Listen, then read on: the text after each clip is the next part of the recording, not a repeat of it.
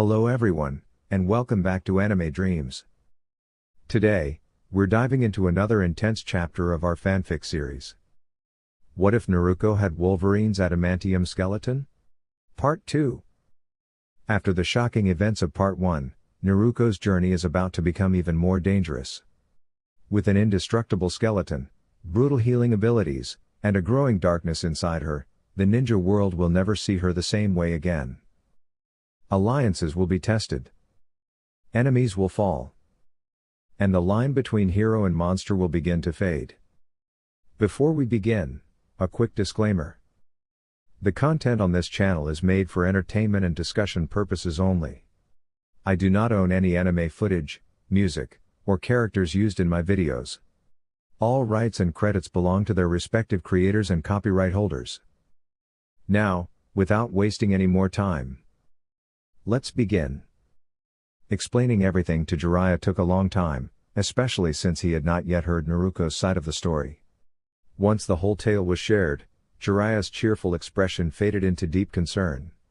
He was relieved to see that Naruko was safe, but saddened that she had spent so long feeling alone. Naruko, however, still had one question she could not understand. "Lady Tsunade," she asked politely, "if you were told I was gone, and Master Jiraiya knew I was alive, why didn't anyone compare notes? Since both of you knew my parents, why didn't you check to see if I was okay?" The room grew quiet. Jiraiya rubbed the back of his neck and tried to remember every conversation he had ever had about Naruko.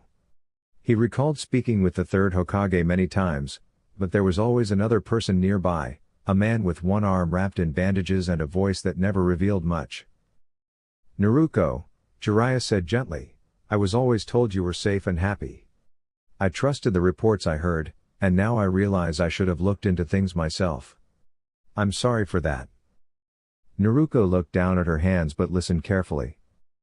After a moment, Jiraiya brightened slightly. "I do have an idea, though.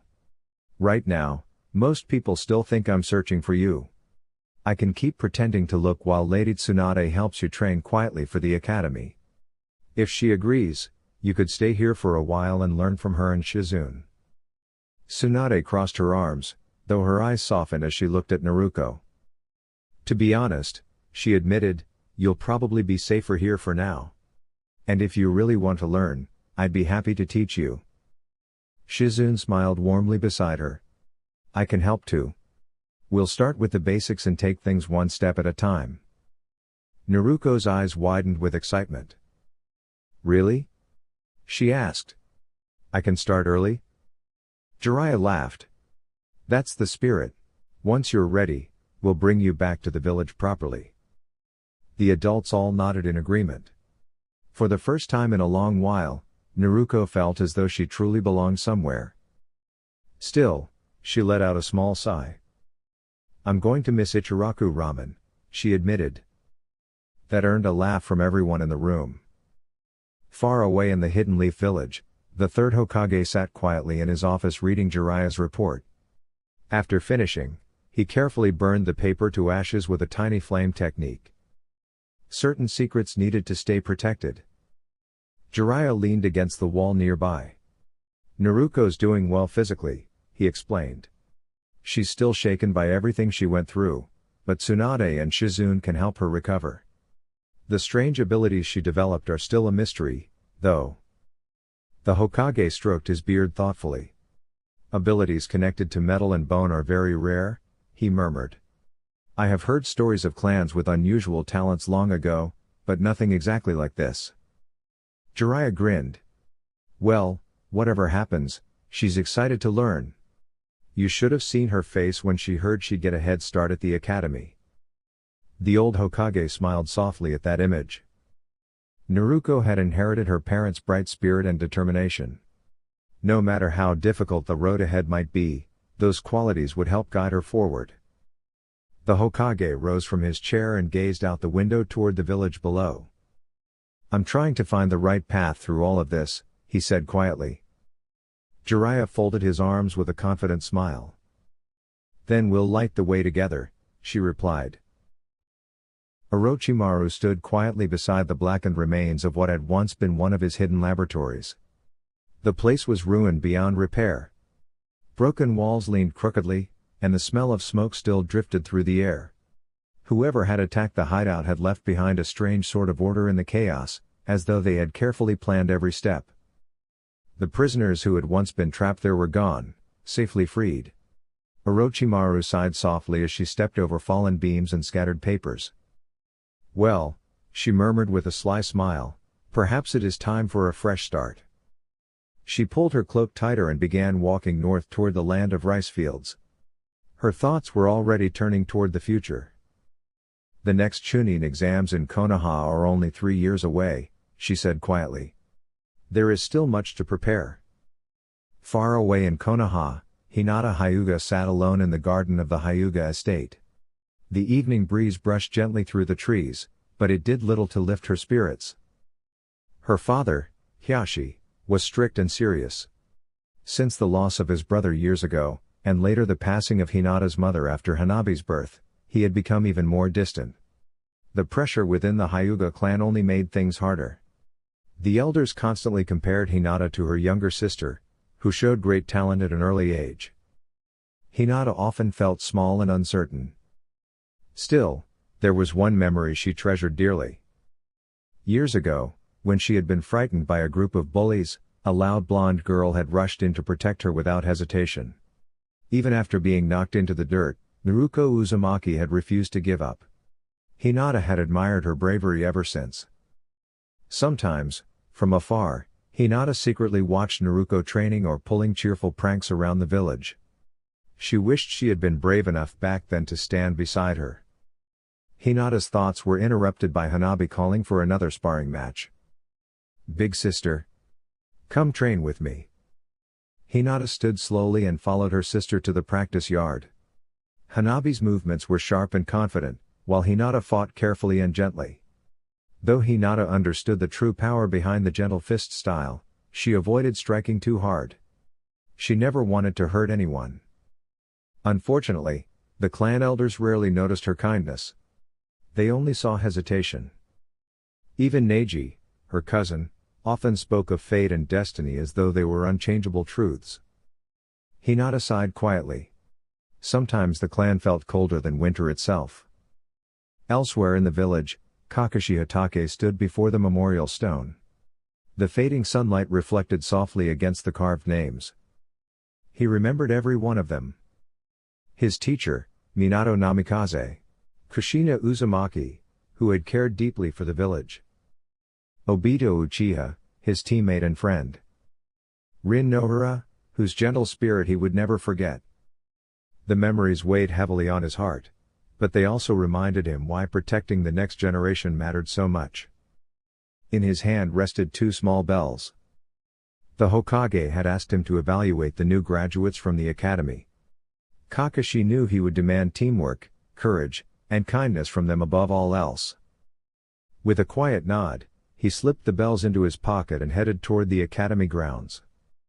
Meanwhile, Naruko's own training continued far from Konoha. Weeks passed slowly, but she improved every day. Her teachers introduced her to chakra control, and she learned quickly. Though reading and writing were more difficult for her, Tsunade had made an irresistible promise. "If you master your lessons before we return to Konoha," Tsunade said with a grin, "I'll buy you all the ramen you can eat at Ichiraku." Naruko immediately became far more interested in studying. As her training continued, she discovered that controlling her enormous chakra reserves was difficult. Her instructors explained it carefully. "Guiding your chakra is like guiding water," Shizune told her kindly. "A small stream is easy to direct. A great river takes patience." Naruko listened closely and worked hard every day. Since her chakra control was still developing, Tsunade and Shizune focused on teaching her practical healing skills, first aid, and safe ways to protect others. They also helped her explore different taijutsu styles that matched her energetic nature and quick reflexes. Naruko learned eagerly, always asking questions. Jiraiya visited whenever he could. Though he acted silly much of the time, he became serious when teaching her the basics of Fuinjutsu, the art of sealing. The lessons involved symbols, careful writing, and plenty of mathematics, At first, Naruko groaned whenever she saw another scroll full of notes, but little by little she improved. By the time they prepared to return to Konoha, she had successfully created a tiny storage seal all by herself. Naruko felt proud. For the first time in her life, she truly believed she could become someone important. One afternoon, Jiraiya watched as Tsunade handed Naruko her share of their travel money. Naruko carefully tucked the sealed pouch into her pocket. Jiraiya then glanced at her bright orange outfit and shook his head. "Kid," he said, "do you really think anyone can be sneaky while wearing orange?" Naruko crossed her arms confidently. "What color is a tiger, pervy sage?" Jiraiya blinked. Naruko grinned proudly while Tsunade and Shizune tried not to laugh nearby. Jiraiya examined the outfit more carefully. The dark blue sleeves, black undershirt, and patterned seams broke apart the bright colors surprisingly well. The jacket was even reversible. After a long pause, Jiraiya groaned dramatically. "She's right," he muttered. Naruko laughed happily as the group prepared for the journey home. Ahead of her waited Konoha, new friends, difficult challenges, and countless adventures yet to come. And although she still had much to learn, one thing had already become clear. Naruko Uzumaki would never stop trying her best. Hinata sat quietly on a wooden bench just inside the gates of Konoha. Nearby, the village guards chatted softly while her assigned protector for the day, a Hyuga clan member named Ko, stood with his arms crossed. Hinata wished she could explore the village freely, but for now she focused on practicing with her Byakugan instead. Far beyond the gates, she counted birds resting in the trees. 1, 3, 7. Then she noticed two travelers walking along the dusty road toward the village. One was an older man with wild white hair and a cheerful grin. Beside him walked a young girl with bright blonde hair that bounced as she skipped along. The two were tossing a small rubber ball back and forth while laughing over some kind of silly word game. Hinata blinked and focused her vision more carefully. The older traveler was unfamiliar to her, but the girl beside him was impossible to mistake. Naruko was back. Hinata's cheeks turned bright pink at once. Her heart fluttered so fast she nearly forgot to breathe. Before she could even stand up, she gave a tiny squeak and fainted gently sideways onto the bench. Ko frowned in confusion and activated his own Byakugan to see what had startled her. When he spotted the approaching travelers, his expression shifted. Meanwhile, outside the gates, Naruko laughed as she caught the ball with both hands. "You missed that throw on purpose," she said brightly. The older man chuckled. "A true master always keeps her student guessing." Naruko grinned. "That's because you keep changing the rules." The pair continued walking together happily until they noticed movement near the gate. Two guards hurried forward, looking nervous and flustered. "Welcome back," one of them said awkwardly. "There was a bit of confusion at the gate, but everything's fine now." The white-haired traveler scratched his chin. You all seem unusually tense for such a sunny afternoon." Naruko tilted her head curiously. "Did something happen?" Before anyone could answer, another guard pointed toward the bench nearby. "Oh dear," he said. "Lady Hinata fainted again." Naruko's eyes widened immediately. "Huh? Hinata's here?" Without hesitation, she ran through the gates and hurried to the bench. Kneeling beside her friend, Naruko carefully offered Hinata a small canteen of cool water. "Hinata? Are you okay?" Hinata slowly opened her eyes. The first thing she saw was Naruko smiling warmly down at her. And then, somehow, her face became even redder than before. "And Naruko," she whispered softly. Naruko beamed. "It's been forever. I brought stories from my training journey. Oh. And snacks too." From her backpack, she proudly pulled out a bag filled with colorful sweets from different villages. Hinata sat up slowly while Naruko excitedly explained every flavor in great detail, occasionally mixing up the names and making everyone nearby laugh. Even Ko's serious expression softened just a little. The older traveler smiled quietly as he watched the two girls reconnect. The village gates no longer felt tense or gloomy. Instead, laughter and cheerful conversation filled the warm afternoon air. And for the first time that day, Hinata forgot all about practicing bird-counting exercises. "Naruko, you wait here while I go report this," Jiraiya ordered gently. Naruko nodded at once. She had already learned there was a big difference between serious Jiraiya and the goofy old mentor who liked telling silly stories. "Keep an eye on the girl and the gate," he added. "And if anything unexpected happens, ask yourself what I would do." The 9-year-old girl grinned brightly. "Pick up the girl and run away really fast?" Jiraiya burst into laughter. "Not exactly, but that's not the worst plan I've ever heard." As he turned to leave, Naruko sat beside the sleeping girl on the bench. A soft breeze drifted through the gate, carrying the scent of flowers and sunshine. Naruko noticed the peaceful smell and smiled to herself. It reminded her of a warm spring morning. With a quick wave, Jiraiya leapt onto the rooftops and disappeared toward the village center. Naruko leaned back on the bench and watched the gate carefully. It was not a difficult task, so her thoughts began to wander. The first few days after Lady Tsunade and Shizune had taken care of her had been confusing and difficult. Naruko had often woken from frightening dreams, trembling and upset. But Tsunade and Shizune had stayed beside her every time, reminding her that she was safe now. Over time, the nightmares became less frequent. Tsunade's calm words always helped most. "Some people make hurtful choices because they lose their way," Tsunade had told her kindly one evening. "But that never changes your own kindness or your own future." Naruko remembered those words often. Beside her, the sleeping girl shivered from the cool wind. Without hesitation, Naruko slipped off her bright orange jacket and carefully draped it over the girl's shoulders. Once she was certain the girl was warm enough, Naruko returned to watching the gate with a determined expression. Far away in the Hokage's office, the third Hokage listened carefully as Jiraiya explained everything that had happened outside the village gates. "She handled herself very well," Jiraiya said proudly. "Especially for someone her age." Hiruzen smiled softly beneath his hat. "That sounds exactly like Naruko." He quickly ordered new guards and trusted Anbu Ninja to head to the gate while Jiraiya hurried back. Meanwhile, Hinata slowly woke from her nap. She felt warm and comfortable beneath the jacket covering her shoulders.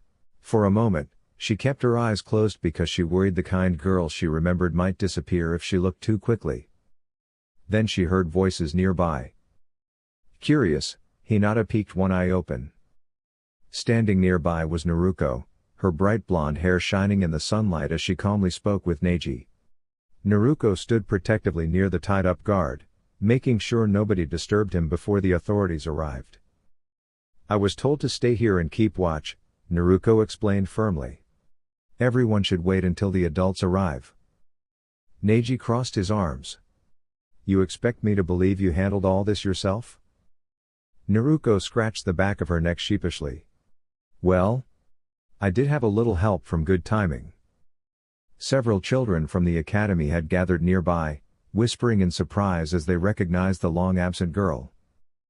Hinata smiled quietly. Even after being away for so long, Naruko still acted exactly the same. She was still thoughtful. Still cheerful. Still willing to help anyone who needed it. As if sensing Hinata looking at her, Naruko turned around. "Oh. You're awake," she said happily. "You can keep the jacket if you want. You looked cold." Hinata's cheeks turned pink immediately. Thank you," she whispered.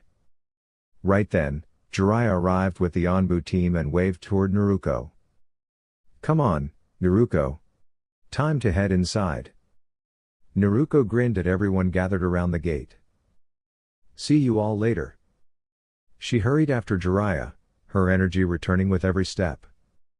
Hinata carefully held the orange jacket close, smiling warmly to herself. Nearby, Shikamaru watched the whole scene and sighed. "Well," he muttered, though he sounded amused, "life definitely won't be boring with her around." The Shinobi Academy of Kanahagakure no Sato was known across many lands for its careful training and strong traditions. Some people even said it was second only to the Academy of Kumagakure no Sato. Yet lately, wise travelers and experienced shinobi had begun to notice small changes that did not feel right. Jiraiya stood quietly in the Hokage's office, papers spread neatly across the desk. Sunlight drifted through the windows while the old village leader listened carefully. Important lessons are disappearing from the academy books, Jiraiya said in a serious but calm voice. Many students do not even know about Uzushio anymore, or why the spiral symbol is worn proudly on the jackets of Konoha's shinobi. Hiruzen sighed softly as he adjusted his pipe. He had already read the reports, but hearing the words aloud still troubled him. And the graduation exam? He asked. Jiraiya folded his arms. The students are tested on only 3 basic techniques. Those techniques require careful chakra control, even if they do not use much chakra. A student with large chakra reserves but rough control would struggle greatly. The Hokage nodded slowly. He understood exactly who Jiraiya meant. Naruko Uzumaki. She worked harder than almost anyone in the academy. Her chakra was strong and overflowing like a rushing river, but shaping it into delicate techniques was difficult for her.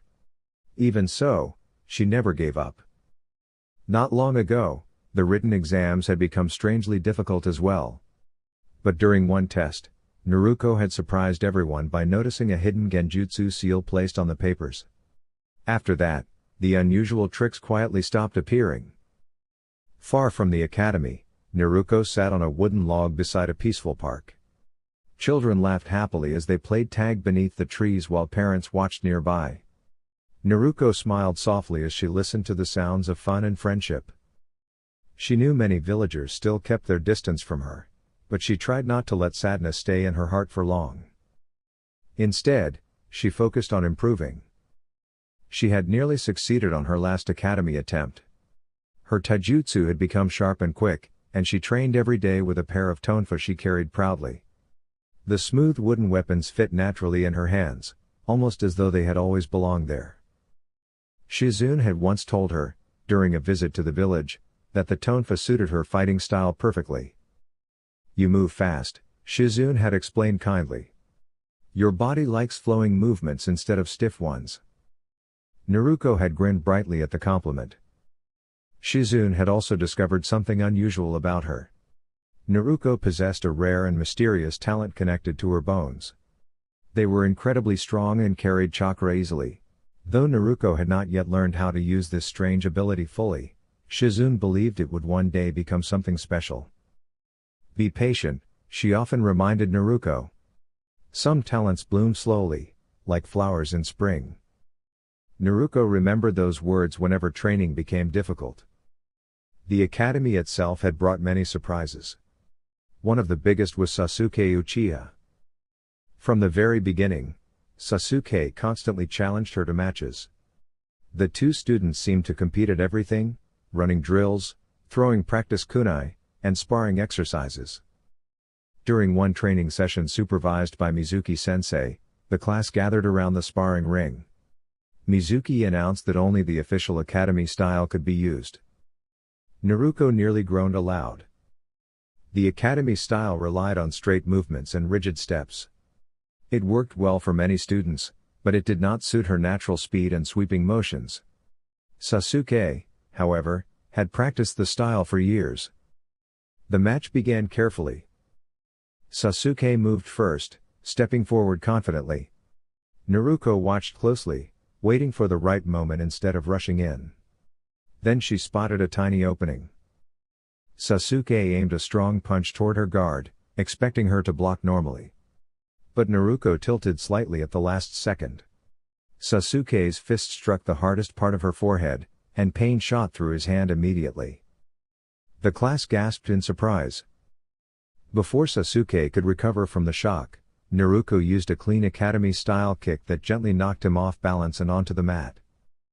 The medic nin hurried over at once, but to everyone's surprise, Naruko knelt beside Sasuke first. "Hold still," she said kindly. Carefully and patiently, she helped support his injured hand until the adults arrived. Sasuke stared at her with wide eyes, confused by her kindness after their fierce competition. Naruko only smiled. To her, rivals were still classmates. And classmates were meant to help each other grow stronger. From that day onward, many students began looking at Naruko differently. She was loud sometimes, energetic almost always, and determined beyond reason, but she was also kind. And although few people realized it yet, that kindness would one day become one of her greatest strengths. Naruko smiled softly as she remembered that sunny afternoon. She sat near the academy yard, watching her classmates gather in cheerful little groups. Across the courtyard, Sasuke leaned quietly against the wall with his usual serious expression. Even though she often challenged him to friendly sparring matches, Sasuke mostly stayed focused on becoming stronger every single day. Naruko stretched her arms behind her head and laughed quietly to herself. She liked being exactly who she was. Nearby, several students chatted excitedly with their families. Parents congratulated their children, teachers smiled proudly, and the yard buzzed with hopeful energy before the upcoming Jinan exams. Naruko's bright blue eyes wandered toward the girls' side of the yard. Sakura and Ino were arguing again, though this time it was more dramatic than serious. Their raised voices made Naruko's sensitive hearing twitch uncomfortably, so she decided not to sit too close. Instead, she remembered the very first day she had sat beside Hinata. Back then, Naruko had noticed the shy girl sitting all alone, nervously clutching her books. Without thinking much about it, Naruko had draped her orange jacket around Hinata's shoulders after noticing how cold she looked. To Naruko's surprise, Hinata still wore that same jacket almost every day. Naruko blinked thoughtfully and glanced around the yard. She tilted her head slightly before catching a familiar scent carried by the breeze. Her hearing sharpened for a moment, and she smiled. There you are. Behind a nearby tree stood Hinata, peeking out nervously while holding the sleeves of the orange jacket close to herself. Naruko remembered a conversation she once had with Lady Tsunade during a visit long ago. Sometimes, Tsunade had said with an amused smile, girls notice feelings before anyone else does. At the time, Naruko had not completely understood what she meant. Now she wondered if maybe Hinata did. Hinata herself was trying very hard to stay calm. Ever since Naruko had given her the jacket, she had treasured it deeply. The red spiral symbols stitched onto the back were important signs connected to old friendships and bonds within the village. Hinata understood their meaning far more than Naruko realized. To Hinata, the jacket represented trust, kindness, and friendship. And that made it precious. Her family had even noticed how much happier and more confident she had become since wearing it. Still, Hinata worried about telling Naruko the deeper history behind the symbols someday. She did not want her friend to feel embarrassed or confused. Most of all, she did not want to lose the warm smile Naruko always gave her. The following afternoon arrived faster than expected. Naruko sat quietly on the academy swing beneath the shade of a tree. Many students celebrated passing the exam, while others talked excitedly about becoming ninja. But Naruko had not passed. She stared down at the dusty ground while trying not to let disappointment show on her face.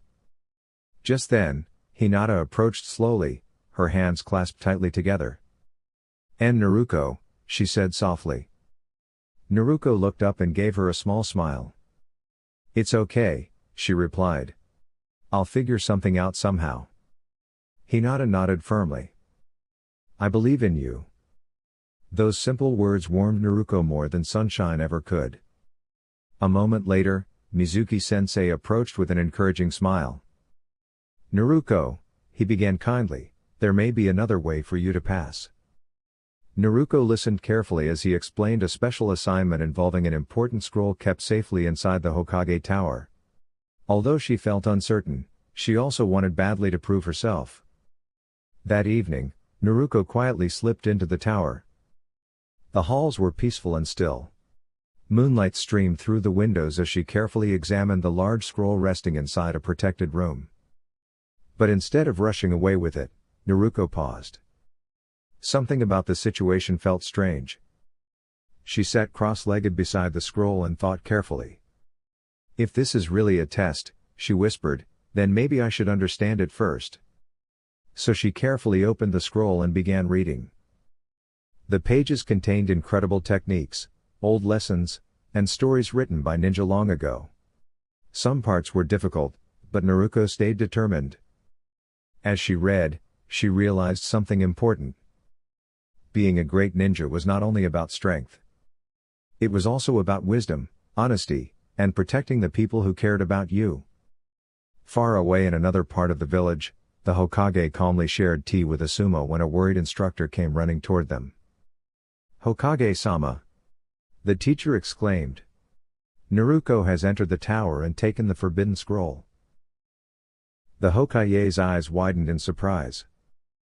But instead of anger, a thoughtful expression crossed his face. Because deep down, he knew something important about Naruko. No matter how much trouble seemed to follow her, her heart always guided her toward the right path. The confusion that followed spread through the village like a sudden storm. As Hiruzen gave calm but firm orders, she moved swiftly toward her office. Before leaving, she repeated one important instruction: Naruko was to be brought back safely and unharmed. The moment Hiruzen stepped into the Hokage's office and closed the door, a cheerful voice startled her. "You took long enough to get here, Jiji-sama," said Naruko. "I got bored waiting, so I started reading." Hiruzen turned in surprise. Sitting comfortably behind the desk was Naruko herself, flipping through the forbidden scroll of seals. Yet something about her felt unusual. Years of experience helped the Hokage notice it immediately. "You're not the real Naruko, are you?" Hiruzen asked carefully. "Nah," the girl behind the desk replied with a grin. "I'm a shadow clone. The real me thought she could study better here than out in the cold forest shack. She only had enough time to learn one jutsu before Mizuki-sensei was supposed to meet her, though. So she switched the scrolls and left me here to guard the real one." The clone puffed her cheeks out dramatically. "But nobody checked on me for ages, so I started reading. I even tried learning about chakra natures and affinities, but honestly, it's really confusing." Despite the serious situation, Hiruzen almost smiled. Meanwhile, deep in the forest, Iruka arrived at the old shack and found Naruko sitting quietly nearby with a scroll on her back. Just moments earlier, the clone in the Hokage's office had disappeared, sending all its memories back to the real Naruko. She quickly motioned for Iruka to stay silent and hide. Iruka trusted her. He had always believed Naruko had incredible potential. While many people only saw an energetic prankster, Iruka saw determination, kindness, and courage hidden beneath her loud personality. He quietly slipped into the branches of a nearby tree just as another figure approached through the bushes. Mizuki stepped into the clearing with a sly smile. "There you are, Naruko," he said smoothly. "Did you learn any techniques from the scroll?" Naruko scratched the back of her head innocently. "You got here too fast, Mizuki-sensei. I haven't even opened it since I arrived. Maybe you could help me out?" Mizuki's smile widened, but Iruka noticed something unpleasant in his expression. "I'm afraid your game is over," Mizuki said coldly. "You should hand over the scroll and come quietly." Naruko tilted her head. "Why?" Mizuki took a dramatic step forward. "Because years ago, you should never have been allowed to stay in the village at all." Iruka nearly leapt from the tree, but he froze when he saw Naruko's face. She looked confused, but only on the surface. Her bright blue eyes were calm and sharp. "I don't understand," she said softly. "Why would anyone think that?" Before Mizuki could answer, Naruko spoke again. "Because of the nine-tailed fox sealed inside me?" Both men froze. Naruko slowly lifted the scroll from her back and planted it firmly beside her. "I know the truth," she said. "But I'm not the nine-tailed fox. I'm myself. I'm Uzumaki Naruko of the Hidden Leaf Village." Her voice grew stronger with every word. "I care about this village, and I'll protect it in my own way. I won't give up on my dreams, no matter what anyone says. Someday, I'll become Hokage. Believe it. Iruka felt pride swell in his chest. When Naruko was younger, believe it had been something she said to make others notice her. Now it had become a promise she made to herself, a reminder to stay hopeful and brave. Mizuki frowned deeply. "You're just a child," he snapped. "What could you possibly do?" Naruko calmly held up one finger. "Well, first, I asked questions. Gigi-sama would never create a secret graduation test without knowing about it himself." Then she held up a second finger. "Second, you underestimated me." With a confident smile, Naruko formed a hand sign. Taju Kage Bunshin no Jutsu. In an instant, the clearing filled with hundreds of cheerful Naruko clones. They stood shoulder to shoulder among the trees, grinning confidently. Mizuki stumbled backward in shock. The clones crossed their arms proudly. And third, they all said together, "You forgot that believing in your friends is stronger than trying to trick them." The many Narukos surrounded Mizuki, not angrily, but firmly enough that escape was impossible. Overwhelmed and embarrassed by his failed plan, Mizuki sank to the ground with a groan. A few moments later, several Leaf Shinobi arrived to safely escort him away. The forest grew peaceful once more. As the shadow clones disappeared in little puffs of smoke, Naruko rubbed the back of her head and laughed. "Wow," she said brightly, "using that many clones sure makes me hungry." Iruka chuckled warmly before placing a hand on her shoulder. "You did well today, Naruko." Her smile softened. For the first time that night, she truly believed it. It was a much more subdued, bruised, and embarrassed Mizuki who quietly went along with the Anbu ninja when they arrived to take him away. He trembled nervously whenever he caught sight of anything orange afterward, which became a rather unusual problem in the Hidden Leaf Village. As the Anbu escorted Mizuki away, Naruko rubbed the back of her neck and gave a sheepish smile. "I think I might have overdone it a little," she admitted softly. One of the Anbu, wearing a monkey-shaped mask, tilted his head curiously. "What exactly did you use to stop him, kid?" Naruko proudly held up her fists, then tapped her forehead with a grin. The Anbu blinked. "You headbutted him?" She nodded cheerfully. Another Anbu let out a low whistle. "Next time, maybe use a training stick instead." "I was careful," Naruko said quickly. "I made sure not to hit anywhere dangerous." Nearby, Iruka-sensei laughed tiredly, though he still looked emotional after everything that had happened. The third Hokage stepped forward then, his warm eyes resting on the young Kunoichi. In Naruko's determined expression, he could see the spirit of her parents shining brightly.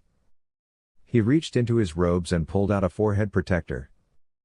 "Uzumaki Naruko," he announced proudly, with Iruka and the Anbu standing witness, "Konohagakure thanks you for exposing the traitor Mizuki.